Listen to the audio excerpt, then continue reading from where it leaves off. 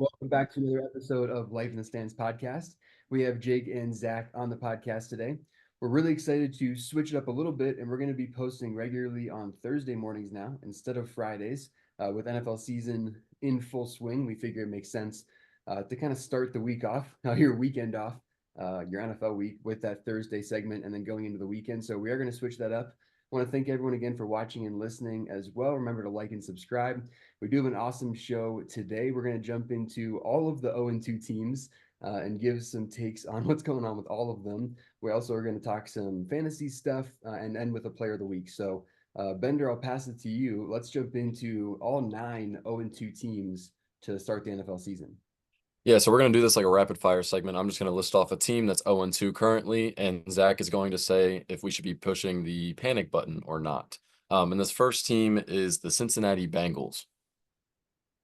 I don't think so. They always start the year slow. I feel like it's kind of like a given at this point with the Bengals. Like, how many years out of the last 4 or 5 since Joe Burrow has been the quarterback have they started 1-3, 0-2, 1-4 even? Like, I feel like it's just a given. And on top of the fact that they had all the contract situations, both their receivers are obviously disgruntled. It feels like the kind of year where Cincy is going to start 1-3, 0-2, whatever. So I'm not really that concerned about long term.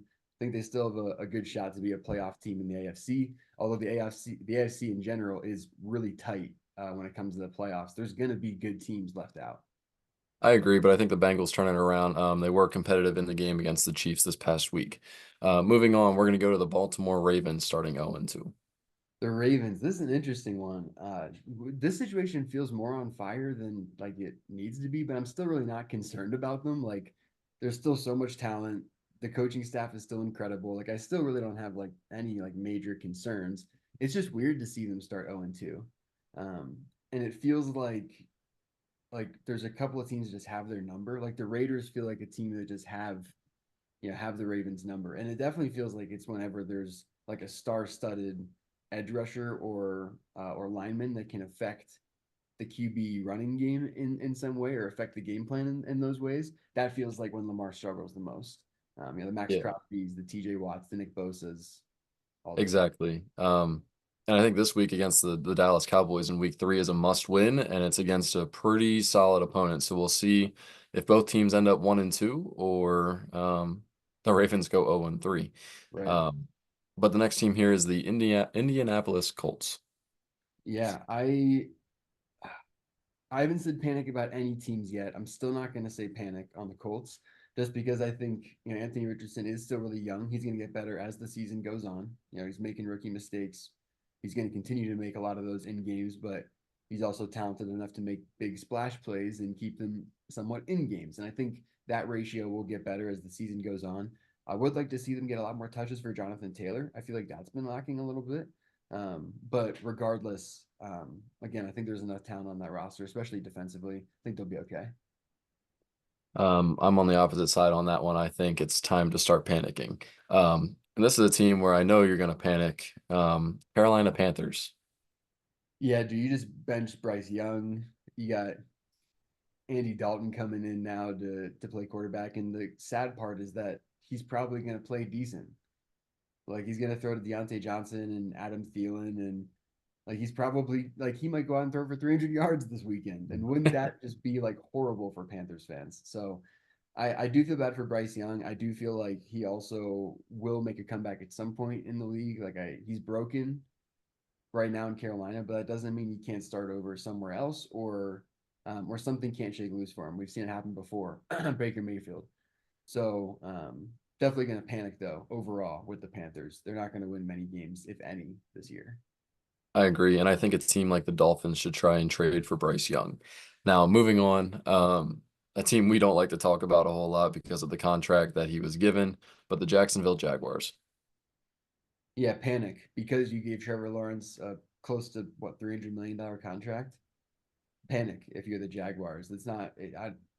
I did you I I recently saw Bryce Young and Trevor Lawrence statistics in their first 20 starts lined up against each other. They're like eerily similar. They're like almost the same. So I just don't understand how you can sign that contract with Trevor Lawrence. It's concerning to me. your what you're doing in your receiver room is concerning to me. Coming from a Steelers fan, I'm concerned about the Jaguars. I've been low on the Jaguars the whole time coming into the season. Their next steps are going to be getting a whole new coaching staff because they have that contract set with Trevor Lawrence. Moving to another team that we found interesting to start the season is the Tennessee Titans, with Will Levis making crazy decisions lately. Yeah, the couple of memes that have already come out with Will Levis are kind of crazy. I mean, I I do think he's another guy like Anthony Richardson. He doesn't have quite the physical profile, but he's like close. Like Will Levis is still a supremely athletic kind of guy at QB in the NFL. So I don't know. Like I don't want to panic for the Titans, but I mean, like in terms of like long term, I feel like they're okay. But if you're talking about this season, like yeah, like you're not going to win many games if you're I think I might have said the Titans. If you're the Yeah, Titans this year, you're not going to win many games. Long term, Will Levis might be a guy, but it's going to take a little bit. I'm just so confused because he shows flashes of greatness and then all of a sudden goes and makes a mistake that you would make in middle school and midget football. Yeah, So I don't really know how his brain works, it's going to take a little but I bit. don't think I want to know. Next team here is the Denver Broncos. Denver Broncos panic again for this year. Another team that I think like they can show good, promising things moving forward, and they have good pieces signed long term. You got Pat Surtain there still. Cortland Sutton is still a dog.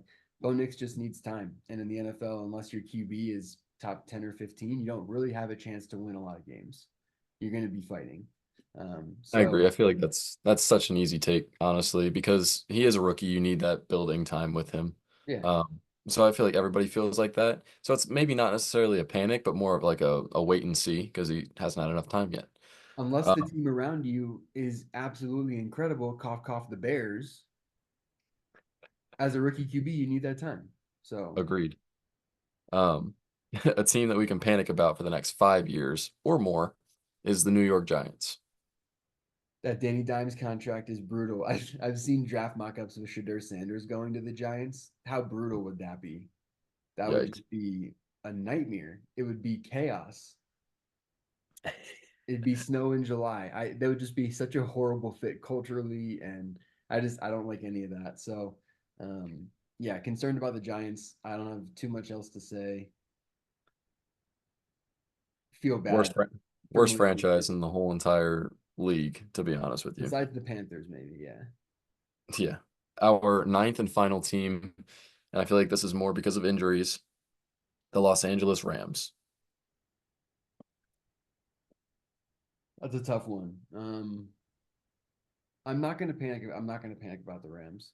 I think I've been more impressed with their defensive line and the pressure they've been able to generate, considering the retirement of Aaron Donald. I've been really surprised about that actually. So I've been impressed there. Obviously, the injuries to Puka and Cooper Cup are not ideal, but overall, I'm not going to panic about this team. Matt Stafford is still a dog. I saw a trade mock up where people were mocking up uh, Bryce Young going to the Rams and the Rams giving up Matt Stafford in that case. I don't know what you're smoking. The Rams are not like nowhere close. Matt Stafford is still an elite quarterback. An elite quarterback makes throws that not, maybe five other QBs in the league can make. Like, But it's interesting though because of how young that team is. But I wouldn't risk it because Matthew Stafford is still successful enough to make a young team good. yeah, Um, so that's I feel like I'm panicking though with the Rams. And that's really just because of the injuries. You have long-term injuries now between Cooper Cup and Puka Nakua. You don't really know how that offense will run without the two of them. Target Mongols, basically. Um, and if you go halfway through the season without those two, how many games do you think you win? So if they can survive and at least be 500 without them and then come back and go on a run, um, then it is what it is. But like I'm panicking because I need to see them stay afloat for right now. yeah, that's fair. But yeah, we'd like to take this time. Thank you for the likes, follows, subscriptions on YouTube, Twitter, Spotify, and more. Continue to show us love. We'll comment back at you because we know some of our takes are very outrageous. So we'd still like to thank you and appreciate you. And moving on to our next topic here, we're each going to choose two players, one that we think is going to stay consistent in fantasy football, and another that we think is going to fall off the mat for fantasy football. And we're going to start with Zach here. Which guy is going to stay consistent? Yeah, this should be interesting, Bender. I'm excited to hear the guys you pick. My first, I'm going to start with my performer, the guy that I think is going to continue with his hot streak, and I think that's Brock Bowers. I think that he has come in and he's already taken on like the second or third leading target share in that offense. He's right behind Devontae Adams. And Gardner Minshew is a gunslinger. Like that dude is going to throw the rock. If there's one thing you can say for sure about every place that he has been, like he's going to have 300-yard passing games. He's gonna, like he's gonna throw the ball down field. Like he's gonna push the ball down field. Like that's what Gardner Minshew does. So I like Brock Bowers in that style of offense. I think he's gonna get a ton of targets. I think it makes sense that he's gonna continue to perform really well in fantasy. I agree. And for all y'all that were making fun of me for putting Brock Bowers top five for fantasy football to start the year, and you were mad about Njoku and Kincaid not being up there, Kincaid is not doing a whole lot, and Njoku is hurt like he is every year. So I just want to throw that in y'all's faces. Brock Bowers, like I said, is bound to have a Sam Laporta type rookie season, and it's looking like that thus far. I feel like this is a pretty simple answer for fantasy football guys who have witnessed what happened to my Dallas Cowboys this past week. Alvin Kamara is the guy I expect to stay consistent. Point per reception league, he will catch the ball at least 2 or 3 times a game, if not more, depending on the situation. And he is looking like the Alvin Kamara of old, to be honest with you. And between the first 2 weeks, if you're in a PPR league, he scored 66 combined points, fantasy points in 2 weeks. So the dude is a monster. That's 5 touchdowns in that span. It will continue. Yeah, I don't know if the amount of touchdowns will continue, but I can agree that he's going to continue to perform well at least. The Cowboys and the Saints, that's another team that just feels like the Saints just have the Cowboys number in a weird way. Like it's just every Yeah, time. Like, I feel always. like every time Alvin Kamara plays the Saints, it's like 1,700 yards in that game.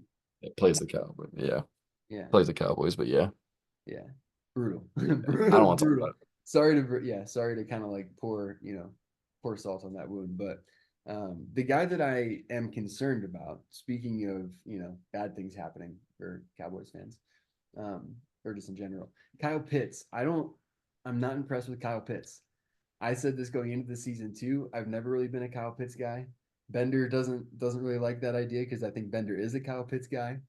But this is where Bender and I were talking off screen at one point, and Bender said something along the lines of like great deep threat or like great hands, like that kind of stuff. I'm like, well, if Kyle Pitts is such a great deep threat, why doesn't he catch many deep passes? Like what's going on?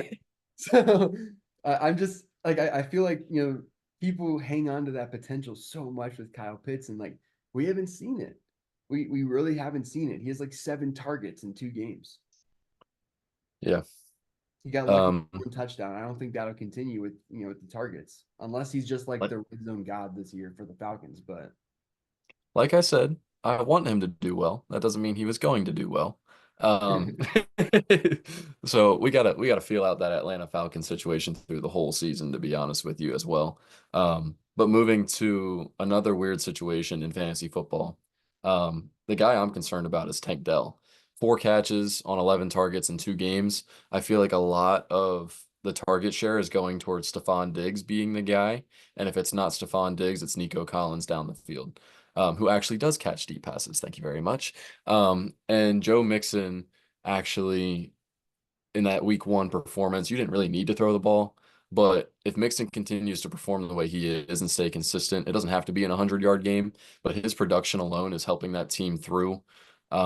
And there's just not enough passes to go around for all 3 receivers. So it's kind of back and forth, to be honest with you.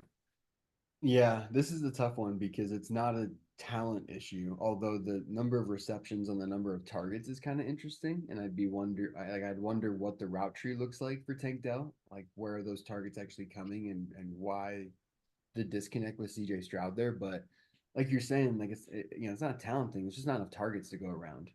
There's not enough footballs to go around. Joe Mixon, Stephon Diggs. You didn't even mention Dalton Schultz. Yeah. who's a pretty prolific tight end. I would say probably is a top 10, top 12 receiving tight end in the league. Um, so yeah, I mean, just not enough footballs to go around. I think that makes sense. Yeah, you just got to keep a lookout. And for all of those who are struggling so far this fantasy football season, especially with injuries, I feel like everybody has hit the injury bug at this point in time. The Yep. most important thing you can do is go to the waiver wire, which we're actually going to get into right now. Um, and our first guy is going to be Kareem Hunt. I know it's kind of a weird one, but he's going back to the Chiefs, getting a second shot with them. He knows that playbook, he knows that offense. He still has enough in the tank, in my opinion. I don't believe in Steele, who is their other backup. Pacheco's out for 6 to 8 weeks. If you're telling me Kareem Hunt can't get his feet wet a little bit and put up like 10 fantasy points a game, he's going to catch the ball out of the backfield like he did for them before. Very explosive, probably not like he was back in his younger days, but he can still show a little bit of flashes for you. Now, the next guy I'm going to list here is Jawan Jennings of the Niners. A lot of injuries between Deebo Samuel and Christian McCaffrey. There's going to be a lot of target shares to go around. Um, Ayuk is finally going to get the focus, which I can't wait to see because he has been shut down the last 2 weeks. If you've been keeping up with our conversations, we've been talking about him getting shut down as the primary guy. And here it is. But anyway, Jawan Jennings will get some of that target share and be a quality pickup for your team. Another sneaky one that people are not going to talk about as much is Braylon Allen from the Jets, who is currently their running back number 2. And he actually went off this week. It was only 9 touches, but he had 2 touchdowns. Brees Hall is their guy, but it kind of helps to have that running back too. If Brees Hall ends up going down, you do have a backup. They're relying heavily on those running backs because Aaron Rodgers is still trying to get back into the swing of things. And I just feel like there is quality there from this pickup, especially if you're in a deeper league. So these are my fantasy football waiver wire picks. Hopefully we helped you out and hopefully no more injuries happen. Yeah, injuries. I mean, it's week 3 of the NFL season, right? So it's injuries are here and there in full force, but you always just hope that those are kind of kept to a minimum. I do like those picks. So run through those picks real quick for me again. So the first one was Kareem Hunt, Jawan Jennings, Braylon Allen. yeah, so those three. So obviously the Cream Hunt pick makes a lot of sense going back to the Chiefs, right? Like you said, he's going to get a lot of target share. Isaiah Pacheco's injured. I did see a thing on Twitter too where it was like all the people kind of lined up behind each other, and it was like like them taking each other out, and it's just like kept showing people behind, and it was like all the way in the back was Kareem Hunt like taking out Carson Steele after Carson Steele took out Isaiah Pacheco. It was funny, Yeah, but that's like kind of what you're describing, right? Is like this idea that Casey somehow finds a way to bring in these random backs like this, the Jarek McKinnons of the world, and they go crazy. always. So, yeah, I think that makes sense. Juwan Jennings, the target share there again, injuries, that makes a lot of sense. And then Braylon Allen, I think, will be a great running back in the NFL in general. And Brees Hall, you don't want to think about it, but he has been prone to injury. So, a good play there, Yeah. at least to keep on your bench, right? And to have that be active. So, I think that makes a lot of sense. With that, we're going to wrap up with player of the week. So the player of the week this week is going to be Alvin Kamara, just because I had to rub like a little bit more salt into the wound for Cowboys fans. But he went off this week like he always does against the Cowboys.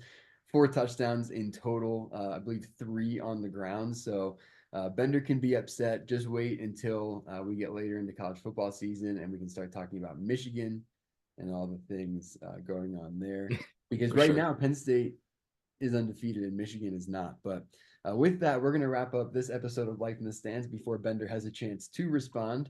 I want to thank everyone again for watching and listening, and we'll see you on the next episode.